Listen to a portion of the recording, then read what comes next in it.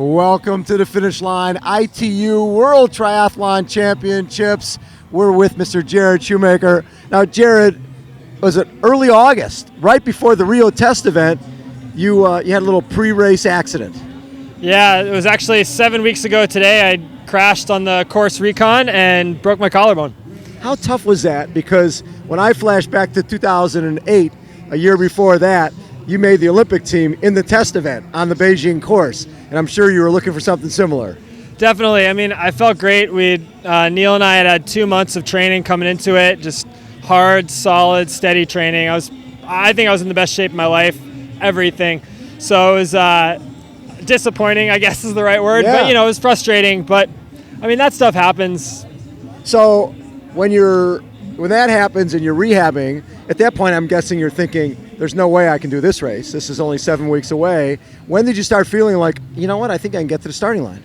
Honestly, from the second I broke it, I said I want to be back for Chicago. And we tried to make everything possible to get back to Chicago. I met with the doc and said, let's get the surgery done right. Yeah. Let's do it as soon as possible. And he was able to squeeze me in on the Tuesday after that. So I had the surgery 3 days later and just start, let it heal and start rehab as soon as possible. And you felt good coming into this race? Yeah, I mean, running and biking has not been a problem at all. I was running basically 5-6 days after and kind of up to speed about a week and a half after. Yeah. Biking inside, was a little gimpy on one side, and but I was outside for the last 4 weeks. So I've had the time on the roads. I've had the time to build that confidence back up. Swimming, that took a little bit longer. I was doing the underwater doggy paddle, half arm stroke. I was swimming on the Vasa with one arm for a while. It was just baby steps and trying to see how much I could get done and not push it over the edge. But I've had really good swimming for the last week and a half. It just wasn't to the standard that it needs to be in terms of the length of my swims. Right. And so I came out of the water towards the back, which. Yep.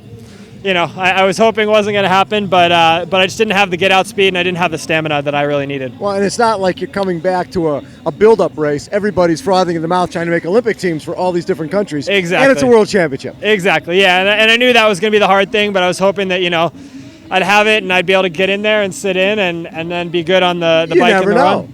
So, yeah, it was worth a shot. And unfortunately, I flatted, so I have no clue what would have happened. But you went out and got yourself a hard 10K in. Yeah. Coach was like, listen, go get a 10K in anyways. Yeah, Neil's boarding the plane and flying out to work with his cycling athletes at Road Cycling World. So he was missing my race, but he called me right before the plane was taking off and said, go run, you need it. You need a 10K.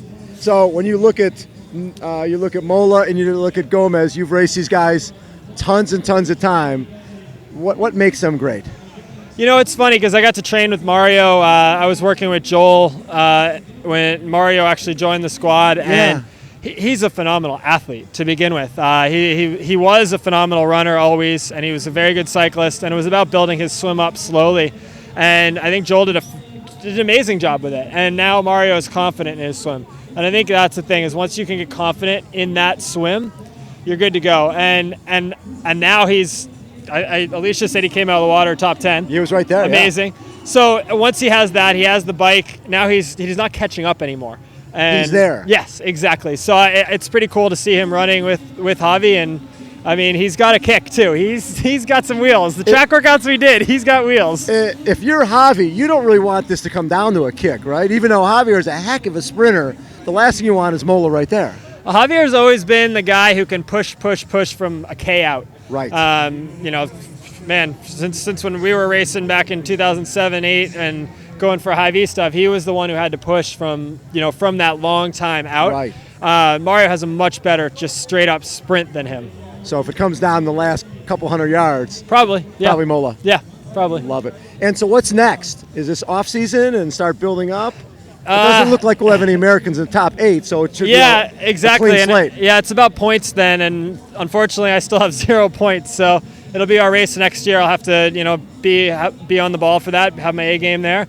For me it's about Cozumel. I'm going to do Duathlon Worlds and then Tongyong, finish off the season. I've only raced I think 6 times now, right. and I like racing. So I feel like sometimes if I haven't raced, that's when I lose that edge and don't feel quite as good. And so you'll do some racing over the winter? Yeah, I'll do a little bit of racing and then kind of buckle down and probably work on my swim, because I think that's going to need it regardless of whether my collarbone was hurt or not, because you got to be coming out top 20, top 25. And the nice thing is, you know what it is to have all the marbles on the line when you go into that Beijing race, and you did it there. Yeah. There's no reason you can't do it again. Exactly. And honestly, it's fun. And I think the one cool thing that I already have is I've been to the Olympics. So, I want to make it again, but I've been there before. So I kind of don't have anything to lose at this point. Just go out there, race hard, have fun. And if I make it, I make it. If I don't, I don't. I still get to race. It's not like you can't race anymore if you miss the Olympics. So. Right. Perfect. Hey, Jarrod, thanks so much for taking time. Yeah. Appreciate it. Jarrod Shoemaker has been our guest. Again, we are at the finish line of the ITU World Championships here in beautiful Chicago. Hold on, everyone. We will be right back.